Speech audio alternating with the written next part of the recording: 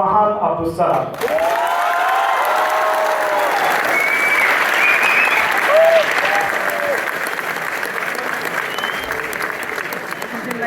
আমি আপনাদের সবাইকে এই কারণে ধন্যবাদ দিতে চাই যে আমার মতন একজন লেখকের জন্য আপনারা এখানে এসছেন।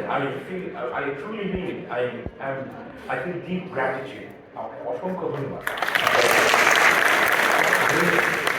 সত্যি মনে করি যে আমি বাংলাদেশের মানুষের যে ভালোবাসা পেয়েছি রাস্তাঘাটে, এর এক ভাগ ভালোবাসা যদি একজন মানুষ পান তার জীবনে, আই উড কনসিডার যে তার জীবনটা সার্থক। এই ভালোবাসা আপনারা দোয়া করবেন যেন এই ভালোবাসার লাইন আমি হতে পারি, যেন আমি ভবিষ্যতে ওই ডেসপিরেবল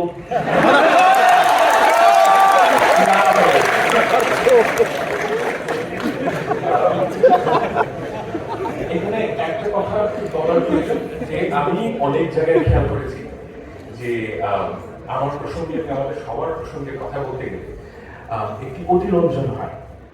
এই অতিরঞ্জন হচ্ছে কি যে আমরা সবাই মিলে যা করেছি, আর এর তুলনায় আবু সাইদের হাত এটা অনেক অনেক বড়, এটা কোনো তুলনা হয় না। আমি আসলে মনে করি যে আবু সাইদের সাথে আমাদের নাম উচ্চারিত হওয়াটা ঠিক না। তারা যে আত্মত্যাগ করেছে তাদের জন্য আজকে আমি এখানে দাঁড়াতে পারছি। বাংলাদেশের ছাত্র জনতা তারা এই আত্মত্যাগ না করতেন তাহলে আমরা অন্তত আমি এবং জিয়া ভাই এখানে ফায়েজ ভাইও এখানে দাঁড়াতেই পারতাম না। আমি সত্যি আমি এটা বলার জন্য বলছি না। I'm absolutely thankful to you all. এবং আপনাদের সবার কাছে আমি একটা ধরনের ক্ষমা চাইছি যে আমি অনেক বলেছি যে আপনার সাথে দেখা হবে, কথা রাখতে পারি। আমি এই চরিত্রের মানুষ না, এটা আমি আসলেই পারিনি। আপনাদের সবার কাছে ক্ষমা চাইছি। আমার বক্তব্যের প্রথমে একটা জিনিস বলে রাখা প্রয়োজন যে আমি বক্তব্য ছোট করতে চাই আর প্রশ্ন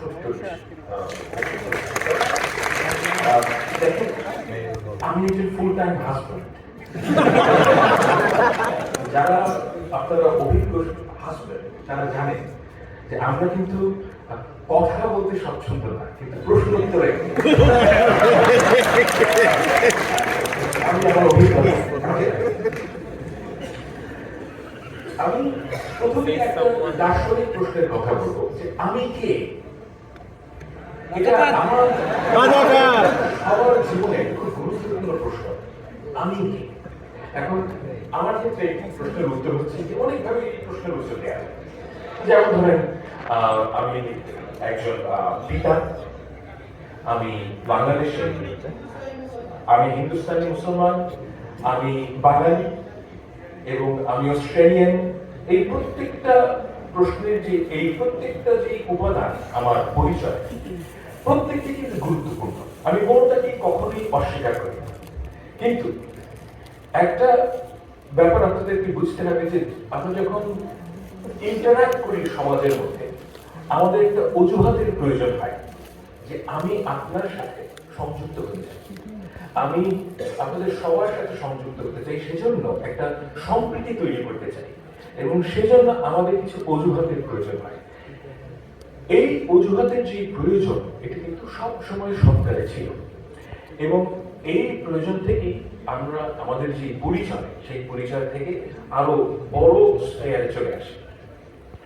এখন আমাদের যে জাতীয়তাবাদের উদ্ভব কিংবা ধর্ম এই প্রশ্নটার উত্তর দেয় যে আমাদের যে একের সাথে অপরের যে পরিচয়, যে সম্প্রীতি, যে সদ্ভাব, এর অজুহাত প্রয়োজন এবং সেইখানেই এই আমাদের পরিচয়বাদী জাতীয়তাবাদের প্রসঙ্গ আসে। এখন আমার জীবনে কিছু রিমার্কেবল মানুষের সাথে আমার পরিচয় হয়েছে। একজন হচ্ছেন দীপেশ চক্রবর্তী।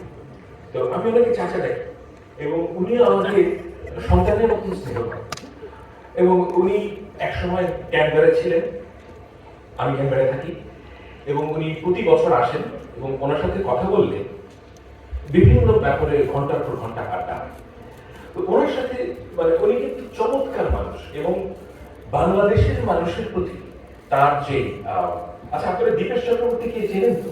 মানে উনি খুব নাম করা মানুষ, উনি একজন ঐতিহাসিক এবং আমার বিচারে ভারতবর্ষের সবচেয়ে লিডিং একাডেমিকদের মধ্যে যদি 10 জনের একটা লিস্ট করা হয় উনি তার মধ্যে থাকবেন।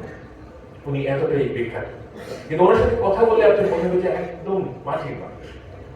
তো ওনার সাথে কথা বলে এবং বিভিন্ন পশ্চিমবঙ্গের মানুষের সাথে কথা বলে আমার সবসময় মনে হয়েছে, বিশেষ করে হিন্দু সম্প্রদায়ের মানুষদের সাথে, যে তাদের একটা ধারণা হচ্ছে যে একজন হিন্দু এবং একজন মুসলমান এই যে উভয়ের মাঝে একটা সম্প্রীতির একটা স্পেস তৈরি হবে, সেই জায়গাটা সেকুলার একটা জায়গা হতে হবে। অর্থাৎ আমরা ধরেন আপনি একজন হিন্দু এবং আমি একজন মুসলমান, এবং আমি যে আপনার সাথে একটা সম্প্রীতির সম্পর্ক তৈরি করব, এর জন্য আপনাকে এবং আমাকে উভয়কে বাঙালি হিসেবে হাজির হতে হবে। অর্থাৎ যে অজুহাতের কথাটা আমি বললাম, সেই অজুহাতটা এখানে হচ্ছে কি বাঙালি। আমি এই প্রবণতা বহু মানুষের মধ্যে দেখেছি এবং এর কারণও আমার কাছে মনে হয়েছে যে এই জায়গাটা কিভাবে তৈরি হয়। আমি প্রশ্নটা করি এই কারণে যে এই যে বাঙালি জাতীয়তাবাদ আবিষ্কার হলো আমাদের দেশে 60-এর দশকে, এর আগে তো 700 বছর ধরে মুসলমান এবং হিন্দু একই সাথে থেকেছে, তাদের কেন এই প্রয়োজনটা বোধ হয়নি। এবং এই জায়গায় এসে আমার যে কনক্লুশন সেটা হচ্ছে যে আমরা সবাই বাঙালি মুসলমান এবং হিন্দুর মাঝে যে একটা সম্প্রীতির যে প্রবণতা অলরেডি আছে, সেই প্রবণতাটা আমরা কখনো গ্রাহ্য করি না। আপনার কিন্তু একটা সেকুলার স্ফিয়ারে গিয়ে হিন্দুর সাথে সদ্ভাব তৈরি করতে হয় না। মুসলমান ধর্মেই এটা আছে, হিন্দু ধর্মেই এটা আছে। মানুষের স্বভাবই হচ্ছে গিয়ে এটা, এবং মানুষের একটা প্রবণতা আছে, মানুষের একটা প্রতিভা আছে আরেকজন মানুষের সাথে সদ্ভাব তৈরি করার। এই সদ্ভাবটার এই প্রবণতাকে আমরা অগ্রাহ্য করে 60-এর দশকে আমরা বাঙালি জাতীয়তাবাদের উদ্ভব হয় বাংলাদেশে। এবং এই যে বাঙালি জাতীয়তাবাদের উদ্ভব, সেটা কেন হলো? অর্থাৎ 1947 সালে যখন আমরা পাকিস্তান হলাম, তখন এখানে আমরা বাংলাদেশের যারা লিটারেসি ক্লাস, অর্থাৎ এই ঢাকা ইউনিভার্সিটির কাছে শিক্ষিত মানুষ, তারা মনে করলেন যে তাদের পরিচয় মুসলমান হওয়াটা যথেষ্ট না। মুসলমান হওয়াটা যথেষ্ট না, কারণ আপনাকে সবসময় মনে করতে হবে যে আমি উর্দু আলাদের চেয়ে আলাদা। এই যে চাহিদা, এই চাহিদা থেকে বাঙালি জাতীয়তাবাদের উদ্ভব হয়। অর্থাৎ এবং আরো অনেক এলিমেন্ট আছে। একটা গুরুত্বপূর্ণ এলিমেন্ট হচ্ছে যে সেই সময়কার যারা শিক্ষিত সম্প্রদায়ের মানুষ, তাদের যে চাইল্ডহুড মেমোরিজ, এটা হেভিলি ডিপেন্ডেন্ট অন কলকাতা। অর্থাৎ কলকাতার সিনেমা তারা দেখেন, কলকাতার বই তারা পড়েন, এবং তাদের কাছে মনে হচ্ছে যে আমাদের এদের মতো হতে হবে এবং এদের মতো হওয়ার চাহিদা। এবং আরো একটা গুরুত্বপূর্ণ এলিমেন্ট আমার কাছে মনে হচ্ছে, সেটা হচ্ছে হিন্দু ধর্মের মানুষদের লিভড এক্সপেরিয়েন্স। আমি মনে করি, আমার সাথে আপনি দ্বিমত পোষণ করতে পারেন, কিন্তু আমার কাছে মনে হয়েছে বিভিন্ন লিটারেচার পড়ে, বিভিন্ন কথা বলে অনেকের সাথে, যে হিন্দু ধর্মের মানুষদের মধ্যে একটা ঐতিহাসিক গ্লানি আছে। সেই গ্লানিটা তারা বোঝেন যে শ্রেণী প্রথা এটা ঠিক না, এটা তারা বোঝেন, এবং এটার একটা ঐতিহাসিক গ্লানি তাদের মধ্যে আছে। এবং এই গ্লানিটার যে প্রশমন, সেটা সম্ভব হয় 1920s-এ, যে তারা মনে করেন যে মানুষ ডিক্লাসড হয়ে যাবে, এবং এই আইডিয়াটা heavily dependent on left lining ideas. এবং সেখান থেকে তাদের বামপন্থার প্রতি তাদের যে আগ্রহ, তারা কিন্তু মানে সত্যিকার অর্থে খালেজ দিলে তারা মনে করেছেন যে মানুষ ডিক্লাসড হবে, এবং ডিক্লাসড হওয়ার জন্য, এবং আমরা পূর্ববঙ্গের মুসলমানরা মনে করেছেন এটা হচ্ছে কি আমাদের রাস্তা। কিন্তু এই কাজ করতে গিয়ে যে বাঙালি জাতীয়তাবাদের উদ্ভব হয়, জাতীয়তাবাদ কিন্তু পরিচয়ের চেয়ে অধিক। আপনার পরিচয় বাঙালি, এটা আমি কখনোই অস্বীকার করতে বলছি না, কিন্তু জাতীয়তাবাদের মধ্যে আরো অনেক এলিমেন্ট আছে, এবং সবচেয়ে বড় এলিমেন্ট হচ্ছে কি রাজনৈতিক। এবং এই রাজনৈতিক এলিমেন্ট কে, এই এলিমেন্টটাকে সবচেয়ে কি বলবো এমবডিমেন্টটা এই জিনিসের, এই চাহিদার, এই বাঙালি জাতীয়তাবাদ। বাংলাদেশের মানুষদের মধ্যে একটা কমন আন্ডারস্ট্যান্ডিং হচ্ছে শেখ মুজিবুর রহমান হচ্ছেন গিয়ে এই যে বাঙালি জাতীয়তাবাদের যে চাহিদা, যে বাঙালি জাতীয়তাবাদের যে আকর্ষণটা এমবডিমেন্ট হচ্ছেন গিয়ে শেখ মুজিবুর রহমান। আমি আপনাদের সবাইকে একটা কথা বলতে চাই, এটা আপনারা সবসময় মনে রাখবেন, যে আপনি যা বলেন, আপনার যে মেসেজ, এই মেসেজের যদি 50% গুরুত্ব হয়, বাকি 50% হচ্ছে কি আপনি কে। অর্থাৎ একটা হারামি কিসিমের লোক যদি ভালো কথা বলে, আপনি কিন্তু সেই কথাটা শুনবেন না। হ্যাঁ, এখন এই জিনিসটা সবসময় মাথায় রাখবেন যে আপনি যেই আদর্শের কথা মানুষকে বলেন, সেই আদর্শ আপনার লিভড এক্সপিরিয়েন্সের মধ্যে থাকতে হবে। এখন বাঙালি জাতীয়তাবাদের কথা বলুন, সবচেয়ে আমার দৃষ্টিতে, আপনারা আমার সাথে একমত হওয়ার প্রয়োজন নেই, আমার দৃষ্টিতে সবচেয়ে অগ্রহণযোগ্য ব্যক্তিটি হচ্ছেন কি শেখ মুজিবুর রহমান।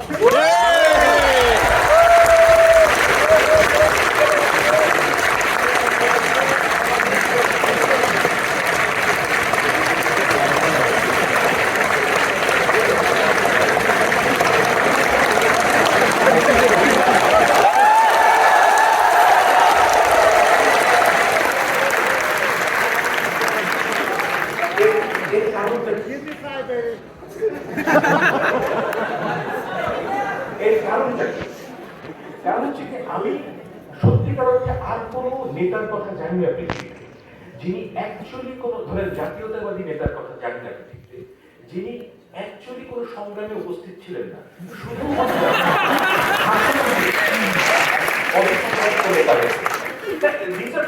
আমি কিন্তু বানিয়ে বলছি, কারণ আপনি খুব খেয়াল করে দেখেন যে উনি কি 71 সালে উপস্থিত ছিলেন না। এই মানে এবং ওনার যে কথা এবং ওনার যে চাহিদা এবং উনি যখন ক্ষমতা পেয়েছেন তখন উনি একজন স্বৈর শাসকে পরিণত হয়েছেন এবং ওনার অপশন ছিল স্বৈর শাসক না হওয়া, এবং সেটা তিনি হয়েছেন স্বেচ্ছায়, বাকশাল কায়েম করেছেন। এবং এই ধরনের মানুষকে যখন আপনি একটি আদর্শবাদে, বাঙালি জাতীয়তাবাদ এক ধরনের আদর্শবাদ, এই আদর্শবাদের যারা যদি আপনি পোস্টার বয় করেন, তখন আপনি যে ভুলটা করেন সেটা হচ্ছে আপনি ভুল মেসেজিং দেন। আমাকে যদি আপনি বলেন যে সালাফি ইসলামের মেসেজিং করতে আমি যদি সেটা করা শুরু করি, সেটা যত ভালো কথাই হোক, আপনারা কেউ সেটা গ্রাহ্য করবেন না। কেন? কারণ আমি সালাফি ইসলাম আমি পালন করি না। অর্থাৎ আমি নামাজ কালাম করি, আমি একজন মুসলমান, কিন্তু আমি ওই দ্যাট পার্টিকুলার যে ফিলসফি, সেই ফিলসফির সাথে আমার জীবন যাপনের কোনো সম্পর্ক নেই। তাই আপনি আমাকে অবশ্যই, মানুষকে বোকা মনে করার কোনো কারণ নেই। প্রতিটা মানুষ খুব ভালো করে বোঝেন যে একজন মানুষ কি, তার লিভড এক্সপিরিয়েন্স কি আর সে কি বলে। যখনই এখানে পার্থক্য আসবে, আপনাকে সেই মানুষকে অগ্রাহ্য করবে। বাঙালি জাতীয়তাবাদের সবচেয়ে বড় সমস্যা গত 15 বছর আমরা যেটা দেখেছি, সেটা হচ্ছে কি আদারিং। দি আদারিং হচ্ছে কি এরকম যে একটা খুব ছোট গ্রুপের মানুষ, শেখ হাসিনা এর ধরনের একটা দুর্বৃত্ত পরায়ণ একটা গ্রুপ অফ পিপল, যারা সার্বক্ষণিকভাবে মিথ্যা কথা বলছে। এবং শেখ হাসিনা এমন একজন মানুষ, উনি যদি বলেন যে আজকে শনিবার, আমি ওটাও বিশ্বাস করি।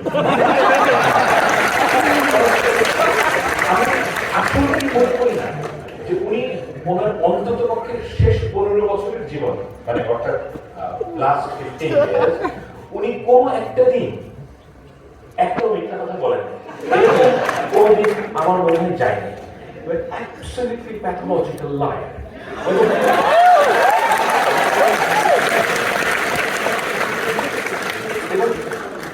যে সত্যটা হচ্ছে গিয়ে একদম আমাদের সামনে উদ্ভাসিত, সেটা হচ্ছে গিয়ে যে বাঙালি জাতীয়তাবাদের যে পলিটিক্যাল বয়ান, সেটা বিভিন্ন কারণে প্রবলেমেটিক। প্রথম কারণ হচ্ছে বাঙালি জাতীয়তাবাদে বলা হয় যে আমরা বাঙালি, কিন্তু এর যে তাদের যে ক্ষমতার যে এক্সপ্রেশন, সেটা হচ্ছে কি এমন এক গ্রুপ অফ পিপল নিয়ে তাদের জীবনে সেই জাতীয়তাবাদের কোনো আমি প্রমাণ কিংবা প্রয়োগ দেখি না। যেমন ধরেন বাংলাদেশের যারা ফিল্ম ইন্ডাস্ট্রি কিন্তু আপনারা যারা অনেকে বয়স কম কিন্তু আপনারা আসলে অনেকে জানেন না যেটা যে ধরেন 90s-এ 80s-এ যারা সব সময় বাঙালি বাঙালি করতে করতে একদম মারা যেত, তাদের নিজেদের ছেলেমেয়েরা ইংলিশ মিডিয়ামে পড়ে এবং তাদের ছেলেমেয়েরা পড়াশোনা শেষ করলে তাদেরকে বিদেশে পাঠিয়ে দেওয়া হচ্ছে এবং তাদের কথা হচ্ছে এবং যারা বাঙালি নন অর্থাৎ ধরেন বিএনপি জামাত ইসলামী যারা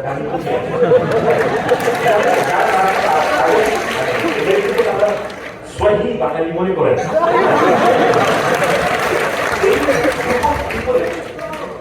মানে কোন অধিকার নেই তার এই গ্রুপ অফ পিপলকে যা ইচ্ছা তাই করে সব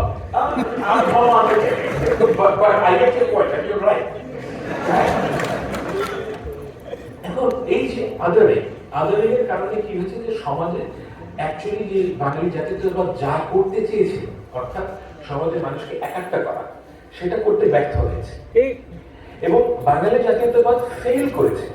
এটা হচ্ছে রিয়ালিটি এবং কেন ফেল করেছে কারণ দেখেন এই যে আমি আপনাকে প্রথমেই বললাম যে মানুষের সাথে মানুষের সদ্ভাব, এই সদ্ভাব এই ভালোবাসা এই সম্প্রীতির জন্য কিছু ভ্যালুজ লাগে। সেই ভ্যালুজের মধ্যে আমি সবসময় সবাইকে বলি দেখেন আপনি কেমন মানুষ আমি এটা কখনোই আপনার ডিগ্রি দিয়ে মানি না। To me it is irrelevant আপনার কতগুলো ডিগ্রি আছে, কতগুলো আপনার বাবার কত টাকা আছে, কিংবা আপনি কি কি করেছেন না করেছেন, এর চেয়ে অনেক গুরুত্বপূর্ণ একটা বিষয় হচ্ছে 500 বছর আগে একজন সাধারণ মানুষ আপনাকে কি একজন ভালো মানুষ হিসেবে গ্রহণ করবেন নাকি না?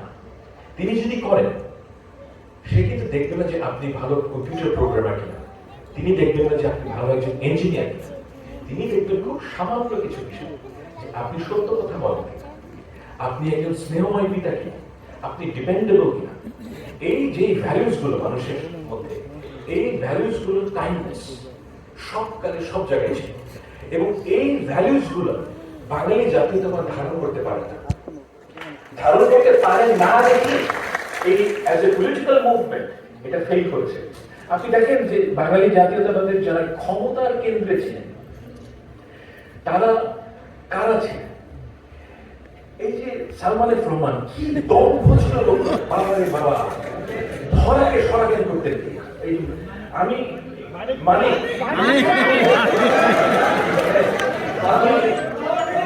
এই যে উত্তেজিত করার যে একটা মানুষের তো দম্ভ হবে এবং আমি ব্যক্তিগতভাবে খুব একেবারে হিংস্র মানুষ না, কিন্তু সালমান এফ রহমান যখন অপদস্থ হন আমি এর মধ্যে শান্তি খুঁজে গেছি।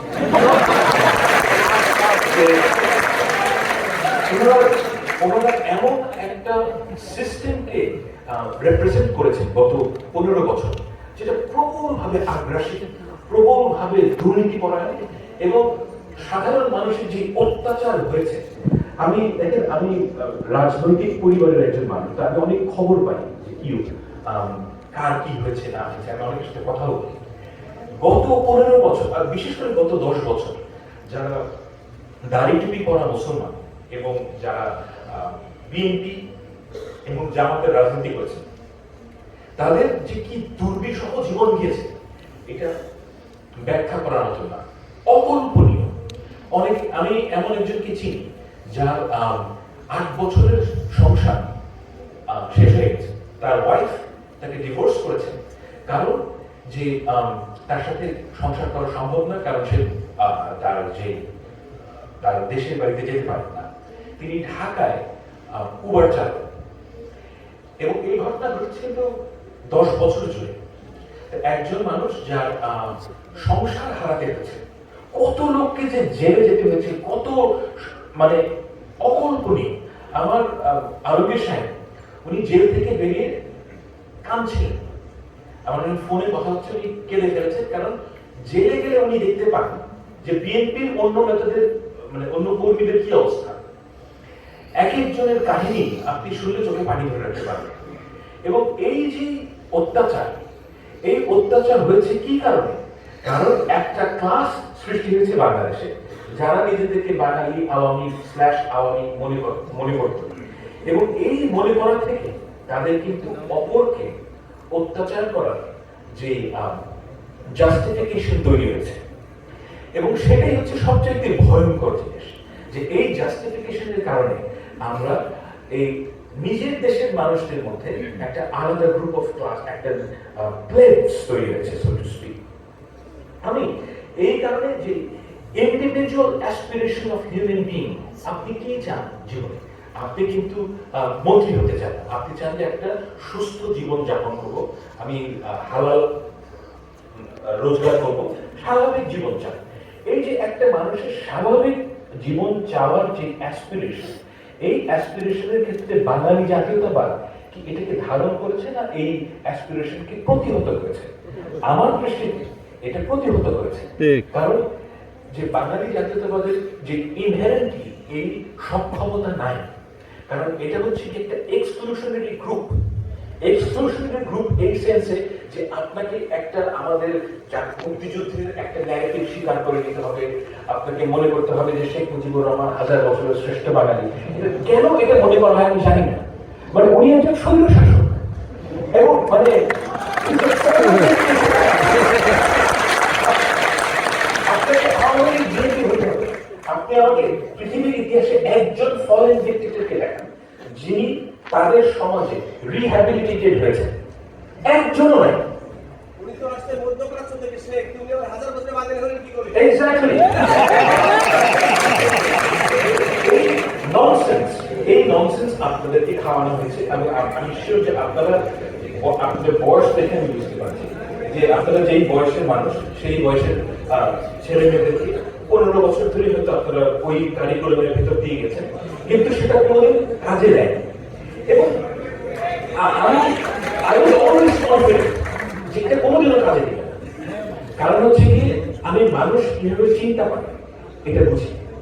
আপনি একটা মানুষকে মিথ্যা কথা দীর্ঘদিন বোঝায়, মিথ্যা কথা দিয়ে মানুষকে কনভিন্স করতে পারবেন না, এবং এটা জাস্ট হয় না।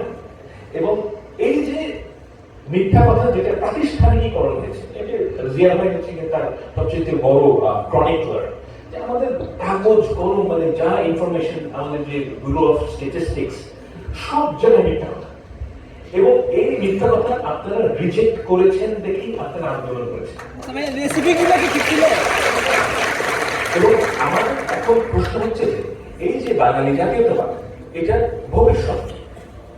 দেখেন, আমি আপনাকে কখনোই অস্বীকার করতে বলি না যে আপনি একজন বাঙালি, অবশ্যই আপনি বাঙালি। আমি গণতন্ত্রে বিশ্বাস করি। আই ডিপলি ফিল যে আপনার যদি বাঙালি হিসেবে আপনার কোনো কাজ করতে ইচ্ছা হয়, আপনি অবশ্যই তা করবেন। এবং যে ইসলাম হিসেবে, ইসলামের কারণে যে যে কাজটা করতে চায় তাকে অবশ্যই করতে দিতে হবে। এবং এই করতে দিতে না দিলে কি হয়, এর বিপদ আপনাদের জানা উচিত। আমার আন্ডারে একটা ছেলে কাজ করে, সে ইরানিয়ান, এবং সে কিন্তু আমার চাইতে কোরআন হাদিস বেশি ভালো জানে। এবং তার সাথে কথা বলতে গেলে আপনি বুঝবেন যে সে অ্যাকচুয়ালি মানে ইসলাম পালন করে না তা না, এনিথিং রিলেটেড উইথ ইসলাম সে ঘৃণা করে, অ্যাবসলিউটলি ঘৃণা করে।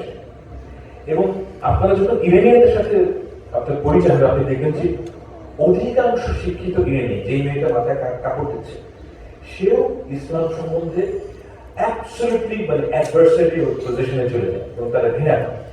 এর কারণ দেখেন, মানুষকে যখন আপনি চাপাই দেন, তখন সে ওই জিনিসটা পছন্দ করতে পারবে, সে ওটার যে বিউটি, সেই বিউটি কোনোদিন অনুভব করতে পারবে। এবং এই বিপদটা আমাদের মধ্যেও আছে। যে আমি একটা কথা বলবো, যেমন ধরুন আপনারা অনেক মেয়ে গেছিলেন যারা হয়তো মাথায় কাপড় দেয় না, যারা হয়তো স্লিভলেস ব্লাউজ পরে। এখন আপনাদের মধ্যে একটা প্রবণতা হবে এখন, যেহেতু আওয়ামী লীগের পতন হয়েছে, যে একে ঠিক পথে আনতে হবে। এখন আপনি যদি মনে করেন যে কোনটা ঠিক পথ, বাই অল মিনস তাকে কি তাকে কনভিন্স করার চেষ্টা করতে হবে। এটা আল্লাহ তাআলার সাথে আপনার সম্পর্ক এবং আপনার চেষ্টা করবেন। কিন্তু যখনই আপনি তাকে প্রেশারাইজ করবেন, তখন আপনি আসলে কি ক্ষতি করেন, যে ওই মেয়েটার যে স্পিরিচুয়াল জার্নি, সেই জার্নিটা আপনি তার থেকে কেড়ে নেন। অর্থাৎ ওই মেয়েটি হয়তো এখন যেভাবে আছে সে তার বয়স কম, সে অনেক কিছু বোঝে না, কিন্তু তার যে একটা জার্নি ছিল যে সে ধর্মটা আসলে ভালোবাসা, যে আল্লাহর প্রতি তার যে ভালোবাসা সেটা তার এক একজনের ডিসকভার করতে এক এক সময় লাগে। এটা হচ্ছে কি জীবনের বাস্তবতা। আমি 18 বছর বয়সে যা বুঝতাম এখন তার থেকে অনেক ভিন্নভাবে জিনিস বুঝি। 18 বছর বয়সে আমার একটা বাচ্চা মেয়ের প্রতি আমি সেই ভালোবাসা বোধ করতাম না যেটা আমি আমার মেয়ের প্রতি করি। আপনাদের প্রত্যেকেরই একটা ইন্ডিভিজুয়াল জার্নি আছে, এবং এই যে জার্নি, এই যে একটা স্পিরিচুয়াল জার্নিও আছে, যে আপনি আল্লাহর প্রতি যে আপনার ভালোবাসা, সেই ভালোবাসাটা যতক্ষণ না পর্যন্ত আপনি যেতে পারছেন ততক্ষণ পর্যন্ত আপনি এই পৃথিবীর যে বাস্তবতা সেটা আপনি একভাবে দেখেন। এবং আপনি যখন একজন মানুষকে চাপিয়ে দেন তখন যে সমস্যাটা তৈরি হয় সেটা হচ্ছে যে তার যে জার্নিটা সেটা আপনি রব করলেন। ইয়েস, আপনার ভালো লাগবে যে সে মাথায় কাপড় দিচ্ছে, সে হিজাব করছে, কিন্তু এটা তার কিন্তু কোনো লাভ হয় না। এবং এই ঘটনাটা আমি দেখেছি। এবং আমাদের যে এখন রেভলিউশনারি জিল, আমি কেন ভয় পাই এই জিনিসটা, যে রেভলিউশনারি জিল থেকে আপনাদের মধ্যে 6 মাস পরে কিংবা 1 বছর পরে আপনি যেটা মনে করবেন যে আপনার জন্য যেটা ঠিক সেটা অপরকে ওই জায়গায় আনতে হবে। এই যে আপনার চাহিদা, এই চাহিদাটার সম্বন্ধে আপনাদের কিন্তু সবসময় সজাগ থাকা উচিত যে এই চাহিদা এটা ডেঞ্জারাস। এবং এই চাহিদা থেকে দেখেন, আমি যখন বাংলাদেশের কথা চিন্তা করি আমার কাছে মনে হয় যে সবচেয়ে প্রথম কাজ হচ্ছে রাষ্ট্র যেন আপনার মাথায় চেপে বসতে না পারে। এটা হচ্ছে কি আমার প্রথম দেখা বিষয়। রাষ্ট্র যদি আপনার মাথায় চেপে না বসে, রাষ্ট্র যদি আমাকে বলে যে 5 ওয়াক্ত নামাজ পড়তে হবে, আমি ওটা রেখেছি। কারণ রাষ্ট্রের এই এখতিয়ার থাকা উচিত না যে আপনাকে কি করতে হবে। আপনার যে রাষ্ট্রের কাজ হচ্ছে লিগাল কোড নিয়ে, অর্থাৎ আপনি কি করতে পারবেন না, এসেনশিয়ালি স্পিকিং। এখন রাষ্ট্র যখন বলবে তুমি এটা করতে পারবে না, ওটা করতে পারবে না, এর মধ্যে অনেক কিছু কিন্তু আসলে ইট মেক সেন্স, এবং আপনি ওটা মানেন। তুমি এই রাস্তায় 120 কিলোমিটারের উপরে গাড়ি চালাতে পারবে না, ইট মেক সেন্স, অ্যাক্সিডেন্ট হবে না, আপনি এটা মানেন। কিন্তু রাষ্ট্র যখন বলবে আপনাকে যে তোমাকে এটা করতে হবে, this two are different things. আমার কথা হচ্ছে যে রাষ্ট্র কখনোই আমাকে বলতে পারবে না যে তোমাকে কি করা উচিত। ও রাষ্ট্র যদি বলে যে তোমার ভাত খাওয়া, তোমাকে ভাত খেতে হবে, আমি ওটা রেখেছি। কারণ সে আমাকে এসেনশিয়ালি কি করতে হবে এই নির্দেশ রাষ্ট্র দিতে পারবে না। এবং আপনাদের এই মাইন্ডসেটটা দরকার যে কি করতে হবে এই জিনিসটা অন্যরা ঠিক করে দেবে। আপনি অনেক ভুল করবেন, এখানে এই দেশে অনেক মানুষ খুব একটা ব্রিলিয়েন্ট, তারা অনেক ভুল করবে, দ্যাটস ওকে, সেই ভুলটা আপনার অভিজ্ঞতা হবে। কিন্তু রাষ্ট্র যদি একটা ভালো কাজও আপনার মাথার উপর চাপায় দেয়, আপনি ওই ভালো জিনিসটার মধ্যে ভালোত্বটা কি এটা কোনোদিন আপনি রিয়েলাইজ করবেন না। এইরকম পরিস্থিতিতে যে ঘটনাটা অ্যাকচুয়ালি ঘটে সেটা হচ্ছে রাষ্ট্র যখন একটা ন্যায়ের মধ্যে থাকে, অর্থাৎ রাষ্ট্র মিনিমাল ল থাকা উচিত, এবং সেই ফ্রেমওয়ার্কের মধ্যে আপনি কার সাথে কি সদ্ভাব তৈরি করবেন দায়ভার আপনার। ওই সময় কিন্তু মানুষের মধ্যে ট্রুলি সাম্প্রদায়িক সম্প্রীতি তৈরি হয়। সাম্প্রদায়িক সম্প্রীতি আমাদের লক্ষ্য না, সাম্প্রদায়িক সম্প্রীতি হচ্ছে কি একটা by product of law and order. আপনার সমাজে যদি জাস্টিস থাকে তাহলে একজন হিন্দুকে শিখাই দিতে হবে না যে কিভাবে মুসলমানের সাথে সম্প্রীতি তৈরি করতে হবে, সে এটা এমনি তৈরি করতে হবে। মানুষের প্রতিভা, মানুষ এইভাবেই মানুষের এভলিউশন হয়েছে। এবং এই কাজটার জন্য আমি মনে করি যে বাঙালি জাতীয়তাবাদ হচ্ছে কি ইউনিকলি ডিসকোয়ালিফাইড, যে তারা এই কাজটা করতে পারে। যখন আপনি এই বাঙালি জাতীয়তাবাদের দোহাই দিয়ে সাম্প্রদায়িক সম্প্রীতির কথা বলবেন, তখন যেই ঘটনাটা আসলে ঘটে সেটা হচ্ছে কিছু মুসলমান মেয়ে সিঁদুর দেবে, তারপর মানে পূজার দিনে সিঁদুর দেবে, আবার কিছু হিন্দু ঈদের দিনে ঈদ মোবারক বলবেন। এগুলো না সারফেসের জিনিস, এটা কিন্তু আসলে সম্প্রীতি না। সম্প্রীতি হচ্ছে ট্রু ভালোবাসা। আমি যখন একটা কোনো হিন্দুর সন্তানকে দেখি, আমি কিন্তু কিংবা খ্রিস্টানের সন্তানকে দেখি, আমার কিন্তু কখনোই মনে হয় না যে এটা খ্রিস্টানের সন্তান কিংবা হিন্দুর সন্তান। আমি দেখি একজন বাবা হিসেবে, আমি একজন বাবা আর এটা একজন সন্তান। এই যে মনোভাব, এই মনোভাব কিন্তু মানুষের মধ্যে, এটা কিন্তু কোনো অ্যাডভান্সড কিংবা সফিস্টিকেটেড মনোভাব না। এই মনোভাবটা মানুষের মধ্যে সবসময় ছিল। বাঙালি জাতীয়তাবাদ এসে আপনাকে বুঝিয়েছে যে এই মনোভাব যথেষ্ট না, যথেষ্ট কি আপনাকে ওই সেকুলার স্পেস যেতে হবে। এবং আপনার মধ্যে তো ওই সেকুলার স্পেসের কোনো নিড ছিল না কোনোদিন। তখন আপনাকে মনে হচ্ছে যে বিশেষভাবে অ্যাক্ট করলে আপনার সমাজে সহি হিসেবে আপনি আবির্ভূত হবেন, কিন্তু এটা হয় না, এটা ফেল করেছে এবং এটা বারে বারে ফেল করবে। একজন হিন্দুকে মুসলমান, হিন্দু ধর্ম ছেড়ে মুসলমানের সাথে সম্প্রীতি তৈরি করতে হবে না। ঠিক তেমনি একজন মুসলমানকে তার ইসলাম ধর্ম বাদ দিয়ে তাকে হিন্দুর সাথে সম্প্রীতি তৈরি করতে হবে না। এই হচ্ছে কি, এবং সবচেয়ে বড় কথা, বাঙালি জাতীয়তাবাদের পৌরোহিত্য না থাকলে যে ঘটনাটা ঘটবে সেটা হচ্ছে যেই কাজগুলোকে আপনি বাঙালির কাজ বলে মনে করেন, অর্থাৎ যেমন ধরুন একটা বিশেষ specific way of art form. আমি দেখেন, আমি একজন ছবি আঁকি আমি, এবং আমি যে কোনো দেশে গেলে মিউজিয়ামে যাই, সব জায়গায় এই জায়গাগুলোর ব্যাপারে আমার সারা জীবন অনেক আগ্রহ। তা আমি দেখলাম যে গুলশানে আমি দুটো দোকানে গেলাম এবং আমি দেখলাম যে এইসব জায়গায় যে আর্টের কোয়ালিটি মানে 20 বছর আগে থেকে এখন অনেক ডিগ্রেডেড হয়েছে। Actually I can ভাউচ for it যে বাংলাদেশের আর্টিস্টের যে আর্ট ওয়ার্ক এর যে মান সেটা নিচে নেমে গেছে। কেন গেছে সেটা ভিন্ন বিষয়, কিভাবে গিয়েছে সেটা ভিন্ন বিষয়। কিন্তু আমি একটা কথা বলতে চাই যে এটা হচ্ছে সাবজেক্টিভ মূল্যায়ন আমার নিজের, যেটা আমার কাছে মনে হচ্ছে একটু কমে গেছে। কারণ কি? কারণ হচ্ছে কি, আপনাকে এমন একটা এক্সপ্রেশনের প্রতি বাধ্যবাধকতা সৃষ্টি করা হয়েছে যেটা আপনার মন থেকে আসে না। আপনাকে মনে হচ্ছে যে আমি যদি একদম স্কাল্পচার হই তাহলে আমাকে একটা শেখ মুজিবের মূর্তি বানাতে হবে। আপনার মনে হয়েছে যদি আমাকে আর্টিস্ট হতে হয় তাহলে বাংলায় এভাবে লিখতে হবে, তাহলে শেখ মুজিবের অমুক ছবিটা আঁকতে হবে, এবং নাটক করতে গেলে আপনাকে দেখাতে হবে যে যেগুলোর কোনো রিয়েল লাইফে কোনো রেলেভেন্স নাই। মানে মানুষ এইভাবে সমাজে চলে না। আমাদের একটা স্পেসিফিক ওয়ে অফ লাইফ আছে, যেটা হচ্ছে গিয়ে যেটা হাজার বছরের সংস্কৃতি না, কিন্তু অন্তত কয়েকশো বছরের আমাদের অভ্যাস, আমাদের একটা স্পেসিফিক ওয়ে অফ লাইফ আছে। এই লাইফটা, যেমন মেয়েরা এখানে শাড়ি পরবে, আপনি চেষ্টা করলেও তাকে শাড়ি পরা আটকাতে পারবেন না, সে বিশেষ দিনে শাড়ি পরবে। এখন বাঙালি জাতীয়তাবাদ যে কাজটা করে সেটা হচ্ছে আপনাকে একটা রাইট অ্যান্ড রং বাইনারি তৈরি করে, যে বাঙালি হতে গেলে আপনাকে এই কাজগুলো করতে হবে, এই কাজগুলো না করতে হবে। এখন এটা কোনো প্রয়োজন নাই, আপনাকে কেউ কারোর কোনো ঠিক করে দেওয়ার প্রয়োজন নেই যে কি করা উচিত কি করা উচিত না। এই যে মোরালিটি, এই যে মোরাল কোড, সেটার নির্দেশনা দেওয়ার ক্ষমতা বাঙালি জাতীয়তাবাদের নাই। এটা আপনাকে অন্য কোনো জায়গা থেকে সংগ্রহ করতে হবে। এবং সেজন্য আমি বলি যে বাঙালি জাতীয়তাবাদের যদি পৌরোহিত্য না থাকে তাহলে আপনার যে স্বভাব, এটার এভলিউশন হবে, আপনি নির্ভয়ে একটা কাজ করতে পারেন। এই যে আজকে আপনাদের এখানে এসছেন, এটা কিন্তু আসলে আমি জিয়াবার সাথে একমত, মানে 3-4 মাস আগে এটা সম্ভব ছিল না। আপনাকে মানে এখানে যে কেউ আসতো, কিন্তু আপনারা নিজের থেকে আসতেন না।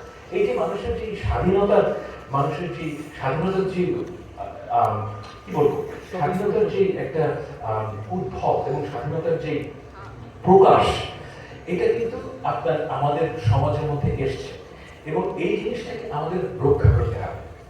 এবং সেজন্য আপনাদেরকে প্রত্যেককে নিজ নিজ জায়গায় you have to be very certain about it, যে এই যে আমাদের সন্তানরা যারা আমাদের জন্য তাদের জীবন দিয়েছেন, তাদের যে সবচেয়ে বড় জিনিস কিন্তু মানুষের জীবন, সেই জীবন তারা দান করেছে এবং তার যে নির্ভীকভাবে জীবন দান করেছে, এটা একটা মূল্য আছে।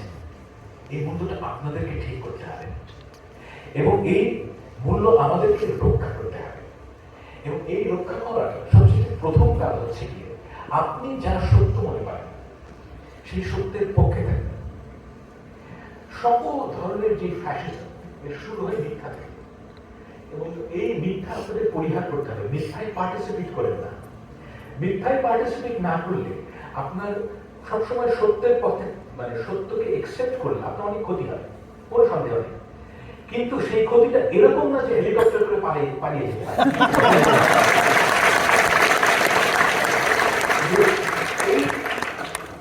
মানুষের জীবনে এই জিনিস, এবং আমি সবসময় মনে করি, আমি মনে করি যে আমার 60 বছর বয়সে আমি যদি আমার মেয়ের সামনে দাঁড়াতে পারি, I would consider to be a successful man. আমি আসলে ওই কেয়ার করি না যে কে কি বললো না বললো, কি পুরস্কার না করলো, এগুলো আমার কাছে ইমিটেরিয়াল, অ্যাবসলিউটলি ইমিটেরিয়াল। কারণ end of the day doesn't matter. যেটা অ্যাকচুয়ালি ম্যাটার করে সেটা হচ্ছে আমার মেয়ে আমাকে কিরকম মানুষ মনে করে। এবং এই ঘটনাটা আপনারা এখনো অনেক জ্ঞান, আপনাদের হয়তো এখনো সন্তান হয়নি, ভবিষ্যতে হবে, আমি আল্লাহর কাছে দোয়া করি। কিন্তু যখন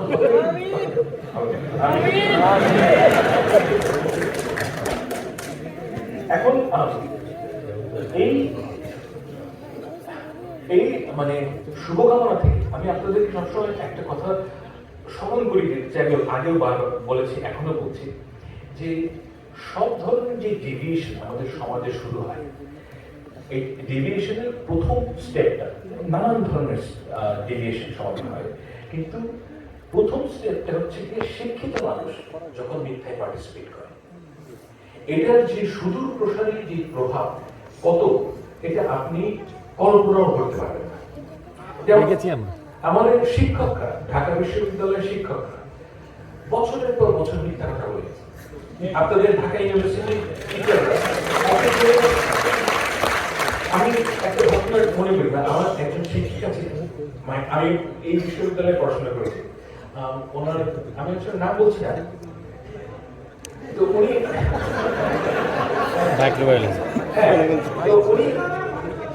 তো উনি যখন আমি ছিলাম তখন কিন্তু উনি একজন অ্যাভারেজ খারাপ শিক্ষক ছিলেন। অন্য খারাপ শিক্ষকরা যা করেন উনি তাই করতেন, কিন্তু উনি হিংস্র ছিলেন না। এবং আমি এটা বলবো যে উনি একজন ভদ্রলোক ছিলেন। কিন্তু আমি পরে শুনি যে 2-3 বছর আগে শুনি যে উনি একদম ভয়ানক শেখ হাসিনার মতো, পরীক্ষার ফলে কাউকে পছন্দ না হলে খাতা টেনে দিবেন, ছিঁড়ে ফেলবেন খাতা, এই ধরনের হিংস্র কাজ করা শুরু করেছে। তা আমি কিন্তু সবসময় ভাবতাম যে এই ট্রান্সফরমেশনটা কিভাবে সম্ভব, উনি যে এরকম মানুষ ছিলেন না। তো এটার দুটো ব্যাখ্যা আছে। একটা ব্যাখ্যা হচ্ছে কি, যে আমি তখন তাকে চিনতে পারিনি, তিনি তখনও তাই ছিলেন, কিন্তু তার যে প্রতিভার স্ফুরণ ঘটে নাই, কারণ তার যে প্রতিভার স্ফুরণ ঘটার জন্য যে পরিবেশ দরকার সেটা তার সময় ছিল না। এটা হচ্ছে একটা ব্যাখ্যা। আর দ্বিতীয় ব্যাখ্যা হচ্ছে কি, যে এই 15 বছরে সমাজ তাকে এরকম হিংস্র, তার যে প্রফেশনাল সমাজ অর্থাৎ ঢাকা বিশ্ববিদ্যালয়ের পরিবেশ তাকে হিংস্র করে তুলছে। দুটোই একই সাথে সত্য হতে পারে, এগুলো মিউচুয়ালি এক্সক্লুসিভ না। কিন্তু এই জায়গায় পৌঁছানোর জন্য আপনার প্রথম যে জায়গায় যে বিষয়টা আপনাকে একমত হতে হয় সেটা হচ্ছে কি, যে আপনার নিজের সম্বন্ধে একটা ইনফ্লেটেড ধারণা তৈরি করতে হয়, যে আমি সাম্পাদি। এখানে আপনারা আমরা কেউই সাম্পাদি না। আমরা সবাই মারা যাওয়ার 30 বছরের পর আই ডোন্ট থিঙ্ক এখানে এমন কেউ আছে যাকে এই পৃথিবী মনে রাখে। অলমোস্ট সার্টেন অ্যাবাউট ইট, যে ধরেন 10-15 জন লোক হয়তো মনে রাখবেন, না মনে রাখার সম্ভাবনাটাই বেশি। কিন্তু আপনাকে এই পৃথিবীতে জীবন ধারণ করার জন্য একটা ইনফ্লেটেড আইডিয়া অ্যাবাউট ইয়োরসেলফ তৈরি করতে হয়, এই যেটা হচ্ছে এসেনশিয়ালি একটা মিথ্যা কথা। এবং এই মিথ্যা কথাকে জারি রাখার জন্য আপনাকে আরো অনেক অ্যাসোসিয়েটেড মিথ্যা কথা বলতে হয়, যেটা বাংলাদেশে আমি খেয়াল করেছি যে সবার নিজের সম্বন্ধে একটা খুবই ইনফ্লেটেড ধারণা আছে, যে আমি সাম্পাদি। এবং এটা কিন্তু ক্ষতিকর, এটা দীর্ঘমেয়াদী ক্ষতিকর এই কারণে যে আপনি আপনার নিজের সম্বন্ধে এমন এক্সপেকটেশন তৈরি করেন যেটা সমাজে জারি রাখা সম্ভব না। অর্থাৎ আপনি যদি মনে করেন যে আমি ঐশ্বরিয়া রায়, রাইট, তাহলে ঐশ্বরিয়া রায়ের মতন আপনাকে সাজগোজ করতে হবে, হ্যাঁ, অ্যাডেড এক্সপেন্স, এবং ওরকম সাজগোজ করতে হলে প্রতিদিন আপনাকে বাইরে বেরোনোর আগে 1 ঘন্টা সাজগোজ করতে হবে। এগুলো কিন্তু আপনি নিজের উপর চাপিয়ে দিচ্ছেন, এবং প্রতিটা জায়গায় আপনাকে একটা ইমেজ মানুষের সামনে প্রকাশ করতে হয়। এই ইমেজ থেকে বাঁচার জন্য সবার আগে যে প্রথম জিনিসটা আপনাদের মনে রাখা উচিত, যে আমি মিথ্যায় পার্টিসিপেট করবো না। মিথ্যায় পার্টিসিপেট না করলে আপনি নিজেকে নিয়ে কন্টেন্ট থাকেন যে আল্লাহ তাআলা আমাকে যা বানিয়েছে দ্যাটস ওকে, আমার মধ্যে হয়তো এই গুণটা নাই, I will try my best to achieve it, I am not a good writer, I will work for it. কিন্তু মিথ্যায় পার্টিসিপেট করলে আপনার জীবন মানে সমাজ তো বটে, আপনার নিজের জীবনও ধ্বংস হবে। আমি মনে করি যে আমাদের এই যে বাঙালি জাতীয়তাবাদের যে ভবিষ্যৎ, সেখানে যে ঘটনাটা ঘটবে সেখানে হচ্ছে যে আমাদের যে জাতীয়তাবাদ থেকে যে political aspect, political side of Bengali জাতীয়তাবাদ, এটা রিভাইভ করা সম্ভব না। কারণ হচ্ছে কি যে আপনাদের যাদের অভিজ্ঞতা, আপনাদের সবার বয়স হয়তো বেশিরভাগের বয়স অন্তত 30-এর নিচে, আপনাদের আগামী 30 বছর পর্যন্ত মনে থাকবে যে এই বাঙালি জাতীয়তাবাদের কারণে আপনাদের জীবনে কি বিপর্যয় নেমে এসেছে। এবং এই কারণে আমি মনে করি যে বাঙালি জাতীয়তাবাদের যে রাজনৈতিক ভবিষ্যৎ, আমি মনে করি না তেমন কোনো রাজনৈতিক ভবিষ্যৎ আছে। কিন্তু এই রাজনৈতিক ভবিষ্যৎ না থাকাটা আমি এটাও মনে করি যে বাঙালির জন্য ভালো। কেন ভালো? আমি একটা ছোট্ট প্রশ্ন করতে চাই আপনাদের যে সবাই, আমাদের 2024 কিছুক্ষণের জন্য ভুলে যায়, ঠিক আছে? 2024 ভুলে যাচ্ছি।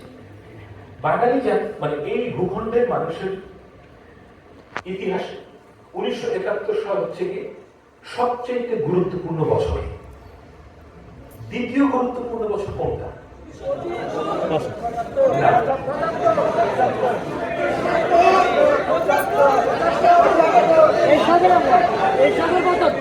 আচ্ছা, আমি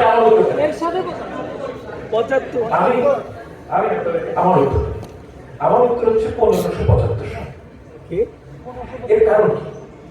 এর কারণ হচ্ছে আমি কেন বাঙালি জাতীয়তাবাদী ন্যারেটিভ একটা প্রশ্ন করতে হয়, কারণ আপনাকে বোঝার, আমি আমার মতামতটা কেন এটা আমি বলছি। 1575 সালে মুনিম খান অর্থাৎ মোগল জেনারেল, উনি 12 ভূঁইয়াকে পরাস্ত করে বেঙ্গল অর্থাৎ ইস্ট বেঙ্গলে প্রবেশ করেন। না, আমাদের পপুলার কালচার বলা হয়ে থাকে যে ঈসা খান পরাজয় অর্থাৎ 12 ভূঁইয়ার স্বাধীন সুলতানদের পরাজয়ের কারণে আমরা স্বাধীনতা হারাই। কিন্তু রিয়ালিটি হচ্ছে কি কমপ্লিটলি ডিফারেন্ট। আমি আপনাকে বোঝাতে সক্ষম হব। আমি কেন বলছি 1575 সবচেয়ে গুরুত্বপূর্ণ বছর? কারণ আমাদের যে বেঙ্গল অর্থাৎ পূর্ববঙ্গের অধিকাংশ জায়গা, অর্থাৎ আপনি যদি মাঝখান থেকে রাফলি স্পিকিং, আপনি যদি মাঝখান থেকে একটা দাগ কাটেন বাংলাদেশে, এর যে নিচের অংশ, এই জায়গায় জঙ্গল এবং সোয়াম্পি ল্যান্ড ছিল। এবং মানে মোগলদের একটা মানে স্টেটেড লক্ষ্য ছিল যে আমরা এখানে গিয়ে এই জঙ্গল কাটবো, কেটে কৃষি জমি তৈরি করবো। এবং কৃষি জমি তৈরি হওয়ার ফলে মানে 1570-এর দিকে টোডরমল বলে একজন খুব নাম করা মন্ত্রী ছিলেন আকবরের। তো উনি একটা রেন্ট রোল তৈরি করেছেন, অর্থাৎ বেঙ্গলের মধ্যে কত টাকা রেন্ট মানে কর আসে। এবং এই দ্বিতীয় ভাগ এটা হয় ঠিক 100 বছর পরে। দেখা যায় যে আজকে যে অঞ্চলটাকে আমরা পশ্চিমবঙ্গ বলি, অর্থাৎ মেদিনীপুর, গৌড়, এই জায়গাগুলো, এই জায়গায় রেন্ট কমে যায় 100 বছর, আর রেন্ট বাড়ে হচ্ছে আমাদের অঞ্চলে। এখন আমাদের দেশের যে মুসলমান সম্প্রদায়, এই সম্প্রদায় কখনোই তৈরি হতো না। আচ্ছা, কখনোই তৈরি হতো না এটা আমার হয়তো ভুল হয়েছে, তৈরি না হওয়ার সম্ভাবনাটা বেশি ছিল যদি না তারা এই কাজটা করতেন। এর একটা চমৎকার প্রমাণ আছে যে এই বেঙ্গলে প্রচুর ইউরোপিয়ান পর্যটক এসছে, এবং প্রথম যে পর্যটক গ্রামীণ মুসলমান সম্প্রদায়ের উল্লেখ করেন সেটা হচ্ছে 1620 সালে। এর আগে অনেকে এসছেন বাংলাদেশ, মানে পশ্চিমবঙ্গে এবং পূর্ববঙ্গে, তখন এটা পুরোটাই বেঙ্গল। তো কিন্তু একজনও, এবং অনেকেই মুসলমানদের সম্বন্ধে অনেক কথা বলেছে, হিন্দুদের সম্বন্ধে অনেক কথা বলেছে, কিন্তু কোনো গ্রামীণ মুসলমান সম্প্রদায় উল্লেখ করেনি। এই যে গ্রামীণ মুসলমান সম্প্রদায় তৈরি হলো, যাদের উত্তরসূরি আমরা সবাই, এটা কখনোই সম্ভব হতো না যদি না মুঘলরা বেঙ্গলে আসতেন। এখন এই যে ন্যারেটিভ, এটা কিন্তু আমাদের সম্পূর্ণ অনুপস্থিত। এত বড় ঘটনা ঘটলো, কিন্তু আমাদের কনসিয়াসনেসের মধ্যে এই জিনিসগুলো নাই। এই জিনিসগুলো নাই কারণ হচ্ছে কি আমরা এমন একটা জাতীয়তাবাদী প্রকল্পের ভিতরে ছিলাম গত 15 বছর, যে আমাদের আমাদের জাতির ইতিহাস কি, আমাদের এবং সেই আমাদের আমাদের মানুষের যে অ্যাসপিরেশন, কালেকটিভ উইল কি, এটা সম্বন্ধে আমরা আবিষ্কারই করতে পারি। তো আমি আপনাদেরকে অনুরোধ করব যে আমাদের যে ভবিষ্যৎ, সেই ভবিষ্যতে যদি আপনি যেতে চান, এখানে নানান বিষয় আসবে, তবে একটা কথা আপনাদের মনে রাখতে হবে, স্বাধীনতা জিনিসটা দীর্ঘস্থায়ী জিনিস না। এই সেন্সে যে আপনি যদি এটাকে রক্ষা করার জন্য আগ্রহী না হন, আপনারা যদি এটাকে রক্ষা করার জন্য সবকিছু ত্যাগ করতে রাজি না হন, তাহলে এই স্বাধীনতা থাকে না। আমাদের এই ভূখণ্ডের মানুষ 1947 সালে নিজেকে স্বাধীন মনে করেছে, 71 সালে স্বাধীন মনে করেছে, এবং এখন মনে করছে স্বাধীন হয়েছে। একটা জাতি 3 বার স্বাধীন হওয়ার প্রয়োজন হয় না, রাইট? এর কারণ হচ্ছে কি, আমরা কেয়ারফুল ছিলাম না। রাষ্ট্রের স্বাধীনতা বড় স্বাধীনতা না, আপনার স্বাধীনতা হচ্ছে বড় স্বাধীনতা। শিশুকে বুঝতে হবে যে সে স্বাধীন, আপনাকে বুঝতে হবে স্বাধীনতা কোনো প্রমিস না, এর সুফল আপনাকে ভোগ করতে হবে। আপনার যদি ইচ্ছা থাকে, আপনার প্রধানমন্ত্রীকে গালি দেওয়ার আপনার ক্ষমতা থাকতে হবে। এবং আমি এই বাংলাদেশের স্বপ্ন দেখি, এই বাংলাদেশের পরিবেশ যদি এরকম থাকে, তাহলে আপনার যে ভবিষ্যৎ সরকার আসবে, সে আপনার সর্বনাশ করতে পারবে। এবং এতটুকুই যথেষ্ট। সরকার যদি আপনার সর্বনাশ না করতে পারে, তাহলে আপনি নিজে নিজে যে কত কিছু করতে পারবেন, এর কোনো হিসাব নেই। মানুষ একটা অমিত সম্ভাবনাময় প্রাণী, তাকে যদি বাধা না দেওয়া হয়, সে অসাধ্য সাধন করতে পারে। আমাদের ছাত্ররা যা করেছে এই গত 1 মাসে, এর 2 মাসে কেউ চিন্তাই করতে পারে। তারা অসাধ্য সাধন করেছে, হেলিকপ্টারে শেখ হাসিনা পালাইছে। এই অসাধ্যতা কিভাবে স্বাধীন করেছে? কারণ হচ্ছে কি, আপনাকে বিশ্বাস করতে হবে। Believe in it, if you believe in it, you can do it. Thank you.